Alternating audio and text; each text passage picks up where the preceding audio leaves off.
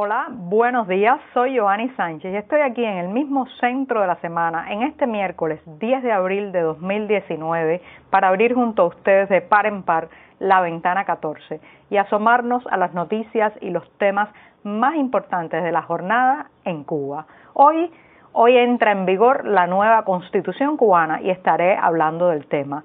También contaré de la liberación del periodista Augusto César San Martín tras 5 horas detenido y varias pertenencias incautadas. Por otro lado, la carne de avestruz parece ser la nueva apuesta oficial para solucionar los problemas de los alimentos en Cuba. Y por último, haré una reflexión muy personal sobre la autonomía universitaria. ¿Pueden la policía y los militares armados entrar a los campus cubanos y reprimir a los estudiantes? Pues bien, presentados los temas, voy a hacer una breve pausa para tomarme el cafecito informativo que hoy está recién colado, concentrado, un poco amargo como me gusta a mí, pero siempre necesario. Después de este primer y necesario sorbito del día, voy a comenzar con el primer tópico o tema que les había anunciado y tiene que ver con que este 10 de abril entra en vigor la nueva Constitución cubana. Para los que se acercan por primera vez al tema, les cuento que el pasado 24 de febrero la nueva Carta Magna fue ratificada por más del 78% del padrón electoral.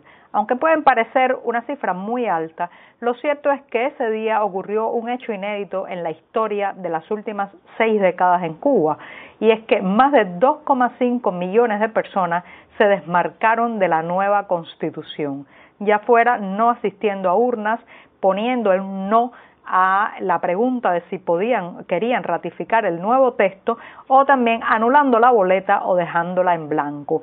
Puede parecer que son números pequeños en el caso de la inconformidad, pero lo cierto es que tener el valor de mostrarse públicamente como alguien que rechaza un texto constitucional que está validado absolutamente por el oficialismo, sin lugar a dudas lleva bastante valentía cívica.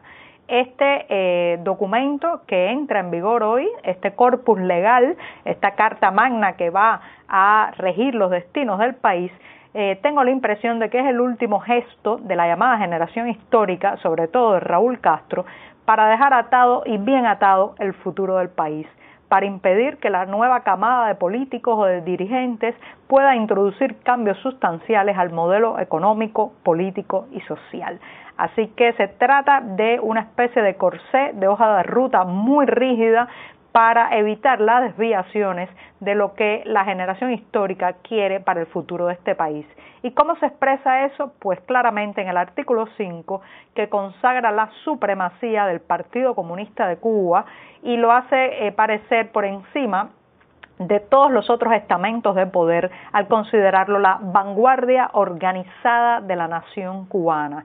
Así que bueno, además de consagrar este suprapoder del Partido Comunista, en su artículo 4, la nueva Carta Magna ratifica que todo ciudadano tiene el derecho de combatir, incluso por las armas, a aquel otro que quiera cambiar el orden político, social y económico. De manera que es una constitución que deja por escrito y valida lo que podemos llamar el matonismo político.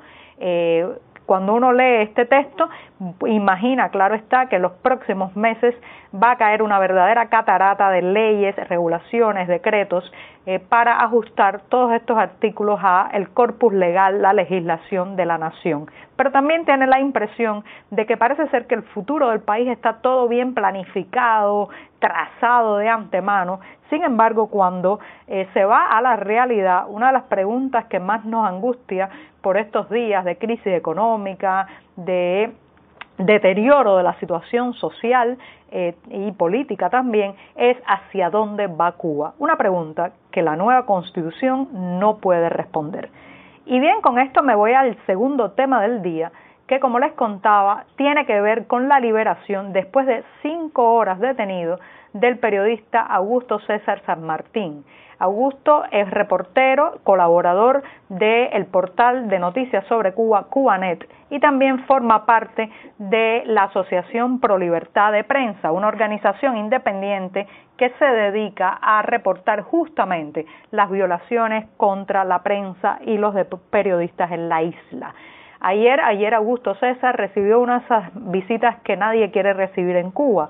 Temprano en la mañana tocaron a su puerta 9 personas, entre ellos oficiales del Ministerio del Interior, de la Seguridad del Estado, la temida, la policía política, policías también y algunos vecinos como testigos pertenecientes al Comité de Defensa de la Revolución. Hicieron un registro policial de casi 3 horas y confiscaron o allanaron varios útiles de trabajo, especialmente de que tenían que ver con temas de comunicación, laptops, memorias USB, antenas inalámbricas para captar señales wifi, y se llevaron al periodista detenido.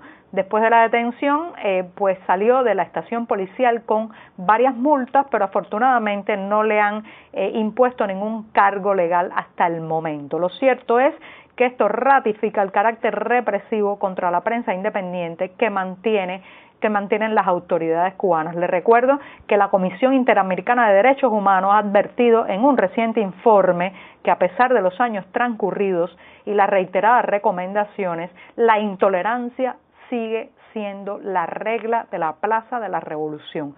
La Sociedad Interamericana de Prensa también ha advertido que hacer periodismo independiente sigue en la categoría de conducta delictiva. Así que, por mi parte, como reportera, quiero decir que cuando tocan a un periodista, tocan a todos los periodistas. Y esto cada vez que ocurre hay que denunciarlo alto y claro.